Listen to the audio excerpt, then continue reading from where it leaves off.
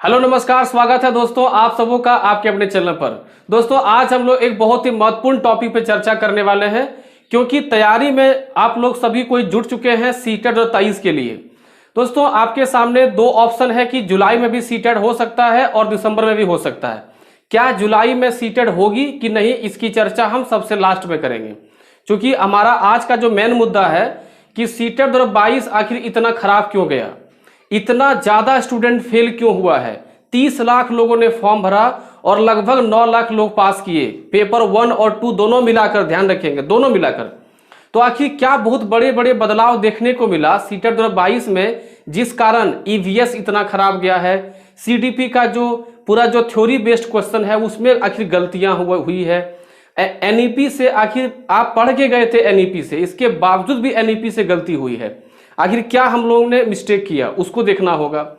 कथन और कारण, ये क्वेश्चन जब भी आया हम लोग फंसे, आखिर क्यों फंसे उसको समझना जरूरी है। साथ ही साथ ऑप्शंस में बहुत बड़े बदलाव किया गया था। अगर आप लोग कोई इस बार सीटेट में अगर बैठे हैं, अगर आप पास या फेल जो भी किए हैं, तो आपको पता हो दोस्तों कि ऑप्शन में बहुत बड़ा हेरफेर हुआ है। तो अभी देखिए क्या चर्चा चल रहा है कि सीटेट जुलाई में आएगा कि नहीं, लेकिन उससे पहले बड़ा मुद्दा यह है कि आखिर सीटेट अगर इस बार जब भी आएगा, जुलाई में आए या दिसंबर में आए, आखिर हम लोग पास कैसे करेंगे, हमारी रणनीति क्या होगी। और एक और क्वेश्चन मन में आता है कि सीबीएसई अब तक एग्जाम लेते रही है, अगर एनटीए एग्जाम लेती है तो क्या पैटर्न में चेंज होने वाला है। ठीक है, तो हम एक वीडियो और भी बनाएंगे कि एनटीए अगर आता है तो क्या बदलाव संभावित है। वो वीडियो कुछ दिन में आएगा, क्योंकि कुछ रिसर्च कर रहे हैं, देख रहे हैं कि क्या हो सकता है, तब फिर हम उस पर एक वीडियो बना के डालेंगे। क्योंकि आप जितने भी लोग हमसे जुड़े हुए हैं, मेरा ये कर्तव्य बनता है कि आपको एक सही दिशा और एक सही पैटर्न और सही बदलाव को समझाया जाए, ताकि आपका जो तैयारी है वो बहुत ही सुदृढ़ और एकदम सही तरीके से चले। दोस्तों देखिए, आप जैसा जानते हैं कि मोड ऑफ एग्जामिनेशन तो ऑनलाइन ही रहने वाली है। अब बात आती है कि जुलाई दिसंबर ये कब एग्जाम होगी, तो इसकी चर्चा हम सबसे लास्ट में करेंगे। इसको यहाँ लिख देते हैं कि भाई हम इसको लास्ट में चर्चा करेंगे, क्योंकि हमारा आज का वीडियो जो सबसे इंपॉर्टेंट है वो है आज के मेजर चेंजेस को देखना। सीटेट में बहुत बड़े बड़े बदलाव देखने को मिल रहा है, और उन बदलावों को हम कैसे अच्छे तरह से निपटेंगे उसका भी आपको हम एक आज बेहतर तरीका बताएंगे आपको। तो आप लोग वीडियो में एकदम अच्छे से बने रहें और अंत तक देखें। ओके देखो दोस्तों, देखिए पेपर 1 आप जान रहे हैं कि math, CDP, EVS, language 1, language 2, ये तो सभी को जान रहे हैं, इसमें कोई दिक्कत नहीं है। कौन कौन भर सकता है, तो कई बार कमेंट भी आता है चैनल पे कि सर इसको कौन कौन भर सकता है। तो अगर आप बीटी, बीटीसी या बीएड भी किए हैं तो भी आप पेपर 1 भर सकते हैं, ये तो सामान्य सी बात है, ये आप सब कुछ जानते हैं। पेपर 2 मैथ साइंस से है, तो आपका मैथ साइंस 60 नंबर का रहेगा। अगर आप सोशल साइंस या कॉमर्स से है तो आपका सोशल साइंस 60 नंबर रहेगा। लैंग्वेज 1 30 का रहेगा, लैंग्वेज 2 30 का रहेगा। कितना दोस्तों हो गया, अगर ये 60 और 60 120, और सीडीपी आपका 30 नंबर रहेगा, हो गया 150। और यहाँ सब 30-30 होता है, और 30-30 होने के साथ थ्योरी और पैडागोजी दोनों होता है। अगर मैथ्स 30 है तो मैथ्स में जो प्योर मैथ होता है वो 15 होगा और पैडागोजी 15 होगा। तो ये सब सामान्य बात है, आप सब कुछ जान रहे होंगे। ठीक है, हमारा आज का मेन टॉपिक है ये जो चेंज हुआ है 2022 का जो सीटेट हुआ है। सीटेट 2022 में जो बड़े चेंजेस हमको देखने को मिला, हमको लगा कि आपसे डिस्कस करना अनिवार्य है, ताकि आप इसी को समझें और अपनी तैयारी को उस ओर लेके जाएं। आप में से कई लोग ये भी देखे होंगे कि सर हमने प्रीवियस ईयर क्वेश्चन पूरा बना बना के रट गए, प्रीवियस ईयर को चबा गए, लेकिन इसके बावजूद भी हमारा नंबर आगे नहीं बढ़ा, और बहुत कोई फेल भी हुए, जबकि पूरा प्रीवियस बना दिए फिर भी फेल हो गए। आखिर क्या कारण रहा कि आप फेल हुए, उन बातों को आप ध्यान से समझिए, क्योंकि रणनीति बनानी बहुत जरूरी होता है किसी भी एग्जाम में।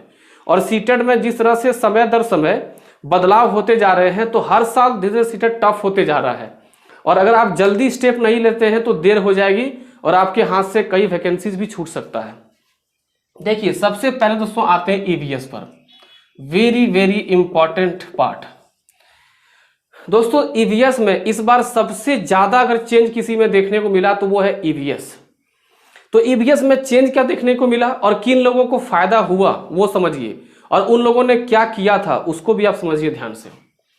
देखिए अगर कोई पेपर 2 में मैथ साइंस के बच्चे होंगे, अगर कोई मैथ साइंस के बच्चे हैं तो आपको पता है कि उसका ईवीएस बढ़िया गया होगा, अच्छा गया होगा, आप उससे बात करके देखिए। ऐसा इसलिए हुआ दोस्तों क्योंकि ईवीएस में इस बार सोशल साइंस का पोर्शन बहुत कम रहा और साइंस के पोर्शन पे अधिक फोकस किया सीटेट ने। तो अगर आप एनसीईआरटी पढ़ते हैं, जैसे आप लोग कहते हैं सर हम तो एनसीईआरटी पढ़ के गए थे, लेकिन एनसीईआरटी में आपको साइंस पढ़ना पड़ेगा, ठीक है। अगर आपको ईवीएस अच्छा करना है तो आपको क्या करना है, एनसीईआरटी का साइंस बुक पढ़ना है। और साइंस बुक कहाँ से कहाँ तक पढ़ना है, 6 to 8 तक पढ़ना है।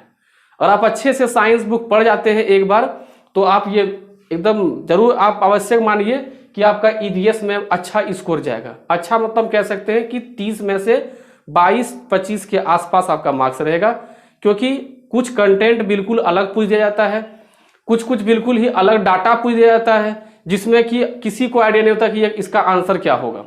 और दोस्तों एक चीज और ध्यान रखिए, ईवीएस में मैप बेस्ड क्वेश्चन खूब पूछता है। जैसा कि आप देख रहे हैं कि मैप इसमें आता है और मैप में आपको मैप का अच्छा जानकारी होना चाहिए, इंडिया के पड़ोसी देशों का, इंडिया के अपने राज्यों के बारे में। अब राज्यों में क्या क्या, सबसे पहले देखिए संस्कृति, वहाँ का सामाजिक रहन सहन, वहाँ का खान पान, वहाँ का सांस्कृतिक नृत्य, वहाँ का लोकगीत, ये सब आपको बहुत ही भली भांति पता होना चाहिए। वहाँ के थोड़े बड़े नदियों के बारे में जानकारी, वहाँ के कुछ जो है पक्षी अभ्यारण्य, कुछ उद्यान के बारे में, इन सब से क्वेश्चन दिया गया। तो मोटा मोटी अगर आप पूरा ओवरऑल सोचे तो ईवीएस में मैप से संबंधित ज्योग्राफी से क्वेश्चन भी उठाया गया। तो इसलिए आप जब एनसीईआरटी पढ़िएगा तो एनसीईआरटी में क्या होगा कि आपका साइंस पोर्शन भी ठीक करना है और 6 to 8 में आपको आर्ट्स का भी पेपर पढ़ना है। आर्ट्स भी 6 to 8 तक का पढ़िए। कौन सा, भूगोल। आप सब कोई पेन पेपर लेके बैठिए और लिखिए सब कुछ। भूगोल में आपको पढ़ना है 6 to 8, ठीक है, ईवीएस के लिए। और साइंस पेपर भी पढ़ना है उसका 6 to 8। तो इससे क्या होगा कि आपका ईवीएस का मैक्सिमम क्वेश्चन आपके क्लच के अंदर रहेगा, आपके दायरे के अंदर रहेगा। तो ये तो था ईवीएस की रणनीति।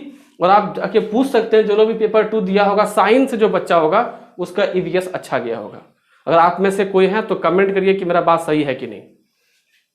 अब दोस्तों आते हैं सीडीपी पे। देखिए शुरू से सीडीपी को पढ़ाने का एक पुराना तरीका चलता आ रहा है। अभी जितना भी लोग इस पर वीडियो बना रहा है कि जुलाई में सीटेट आएगा कि दिसंबर में, वो लोग ये नहीं बता रहा है कि आखिर सीडीपी का अगर हम पढ़ा रहे हैं तो सीडीपी में बच्चा गलती क्यों किया। वो लोग इस पर वीडियो नहीं बना रहे हैं कि भाई सीडीपी में कि कहाँ कहाँ चेंजेज हुआ, क्या हम लोग को चेंज करना चाहिए। तो आप पहले ये समझिए कि सीडीपी में जो थ्योरी आप पढ़ते हैं, चाहे वो किसी भी जो साइंटिस्ट ने कहा, किसी भी जो है सिचुएशन बेस्ड कुछ जो है बताया गया, केवल उसको याद करने से आपका नंबर अब नहीं आने वाला है, ठीक है। तो आपको क्या करना होगा कि जितने भी टॉपिक आप सीडीपी में पढ़ रहे हैं, जितने भी थ्योरी को पढ़ रहे हैं, उस थ्योरी को सामान्य जीवन में इंप्लीमेंट कैसे करना है उस पर आपको एनालिसिस करना पड़ेगा। और इसके लिए आपको भी उस चैप्टर के रिलेटेड किताब को पढ़ना पड़ेगा। केवल ऑनलाइन या कि केवल कोचिंग में पढ़ लेने से आपको काम नहीं चलेगा, आपको उस पर एनालिसिस करना होगा। जैसे मान लीजिए बुद्धि और ज्ञान के बारे में ही आप पढ़ते हैं, ठीक है, तो इन दोनों के बारे में जब आप पढ़ेंगे तो इसको आपको अच्छे से जो है एक्सपेरिमेंट करना होगा एग्जाम्पल के थ्रू, तब आप समझ पाइएगा कि भाई इसका क्या यूज कैसे करेंगे हम, है ना, इसको इम्प्लीमेंट कैसे किया जाता है। और थ्योरी बेस्ड जो देखिए क्वेश्चन क्या देखिए स्टेटमेंट बेस्ड, स्टेटमेंट यानी कि बहुत सारा घुमा घुमा करके क्वेश्चन आपको दिया जाएगा, ठीक है, सिचुएशन कुछ बना दिया जाएगा, उसके बेस्ड क्वेश्चन सीडीपी में ज्यादा देखने को मिला। इसलिए आप सीडीपी को थोड़ा सा गहराई से पढ़िए। समझ में आ रहा दोस्तों। अब देखिए एनईपी दोस्तों, तब 2021 में जब एग्जाम हुई थी सीटेट का, तो उसमें एनईपी से संबंधित एकदम फैक्चुअल क्वेश्चन पूछा गया था कि इसका स्ट्रक्चर क्या है, क्लास इतना का इतना में क्या क्या काम होने वाले हैं, यानी जो एकदम फैक्चुअल डाटा था एनईपी के पूरा रिकॉर्ड में, जो पूरा दस्तावेज में, उस तरह से डायरेक्ट क्वेश्चन पूछा गया था। लेकिन इस बार ये क्या किया गया, इस बार भी एनईपी ने चेंज किया और एनईपी से जो क्वेश्चन आया वो सिचुएशनल बेस्ड आ गया, सिचुएशन बेस्ड, ठीक है। इसलिए आपको पूरे एनईपी को स्टडी करने की आवश्यकता है। आप एनईपी को एक बार थोरोली स्टडी करिए, ठीक है, गूगल से उठा करके, बुक से उठा करके, जहां से आपको पढ़ना है एनईपी को अच्छे से पढ़िए, ठीक है। और वैसे एनईपी पे मैंने एक वीडियो बनाया है, आप उसको जाके देख सकते हैं, उसको समझ सकते हैं कि एनईपी कैसे समझना है हमको। अब देखिए एनईपी में लैंग्वेज रिलेटेड, अगर आप लैंग्वेज 1 या लैंग्वेज 2, अगर इन दोनों पेपर को अगर आप ध्यान दिए होंगे या फिर जो नए बच्चे हैं वो पुराने बच्चों से पूछेंगे अगर, तो पता चलेगा कि लैंग्वेज 1 और 2 में एनईपी बेस्ड काफी क्वेश्चन था। कम से कम 2 से क्वेश्चन तो था ही, 2 से 3 क्वेश्चन था ही। तो आपको ये देखना है कि एनईपी लैंग्वेज पर क्या कहता है, लैंग्वेज से संबंधित एनईपी में क्या क्या प्रावधान दिए गए हैं और इससे बालक के जीवन पर, बालक के शिक्षा का जो अवधि है या फिर शिक्षा ग्रहण करने में किस प्रकार प्रभावित करेगा या प्रभावित होने वाला है। ठीक है, तो लैंग्वेज से बच्चों के जीवन में क्या प्रभाव पड़ेगा, इसको आप अच्छे से पढ़िएगा। एनईपी का स्ट्रक्चर, जैसे अभी दोस्तों हम लोग क्या है 10+2 का रूल चल रहा है, तो एनईपी का स्ट्रक्चर क्या दिया गया है, एनईपी किस तरह से आप बच्चों को शिक्षा देगी, एनईपी के थ्रू बच्चों में जो क्लास का कैसे बढ़ोतरी हो, क्लास कैसे कैसे बटा हुआ है, उन सब को आप अच्छे से समझेंगे। मैट्रिक अब खत्म करके किस रूप में चला गया, ग्रेजुएशन अब किस रूप में होने वाला है, जो प्राथमिक शिक्षा है उसमें बच्चों को की शुरुआत क्लास कहाँ से होने वाली, ये सब आप अच्छे से याद रखेंगे। अब दोस्तों आते हैं कथन और कारण। देखिए दोस्तों, कथन और कारण जो है हर एक पेपर में पूछा गया, खास तौर पे मैथ्स सीडीपी ईवीएस। अगर यहाँ बात करें तो सोशल साइंस में पूछा गया और सीडीपी में पूछा गया। तो आप याद रख सकते हैं कि भाई कथन कारण से क्वेश्चन लगभग हर सेक्शन में आ रहा है, तो कथन कारण के सवालों का आप अच्छे से प्रैक्टिस करेंगे। दोस्तों जब सीटेट के ऑफिशियल वेबसाइट पे जब क्वेश्चन आ जाएगी तो मैं आपको दिखाऊंगा कि क्वेश्चन अटेम्प्ट कैसे करना था। ठीक है, उसके बाद देखिए यहाँ पे ऑप्शन को मिक्स्ड किया गया। अब जरा इसको समझिए कि ये ऑप्शन को मिक्स्ड कैसे किया गया था, जरा समझते हैं यहाँ पे ध्यान से देखिए। जैसे मान लीजिए एक क्वेश्चन दिया गया था, उसमें 1 2 3 4 इस तरह करके उसके कुछ और बातों को लिखा गया था नंबरिंग करके। ये क्वेश्चन था और उससे संबंधित जो उसका 1 2 3 4 में पॉइंट लिखा गया था। अब मान लीजिए क्वेश्चन नंबर 1 का उत्तर आपका आ रहा है 3 नंबर, आपको ये जो स्टेटमेंट दिया गया ये सही लग रहा है कि भाई इस क्वेश्चन का ये 3 नंबर उत्तर होना चाहिए। तो इसके नीचे फिर से वो ऑप्शन बनाया था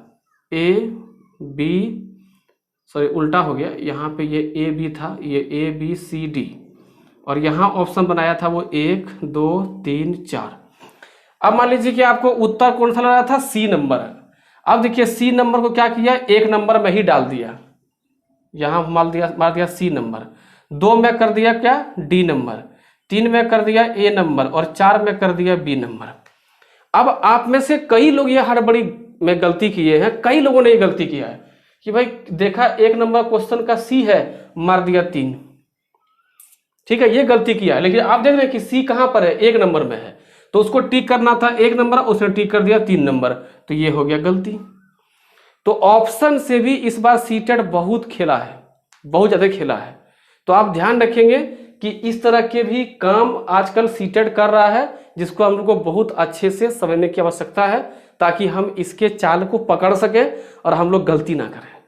ठीक है, इसके लिए जब प्रैक्टिस सेशन मेरा चलेगा प्रीवियस ईयर क्वेश्चंस का, उसको आप अच्छे से देखिएगा, समझिएगा कैसे हमको अटेम्प्ट करना है।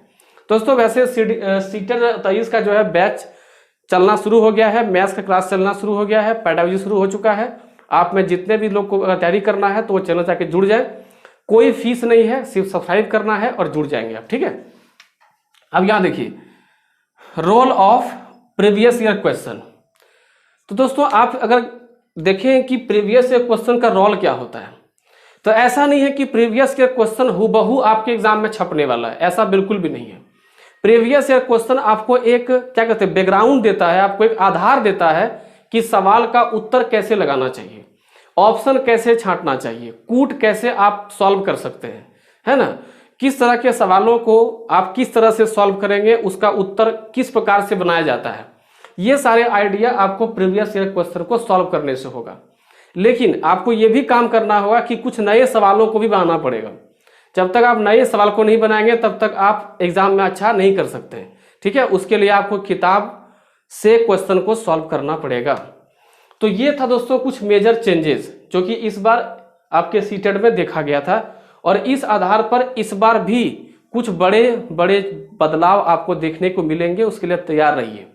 ठीक है दोस्तों, एक ही बार तो सीटेट पास करना है, तो आप एक बार बढ़िया से मेहनत कर लीजिए, आपको कोई तकलीफ नहीं होने वाली आगे।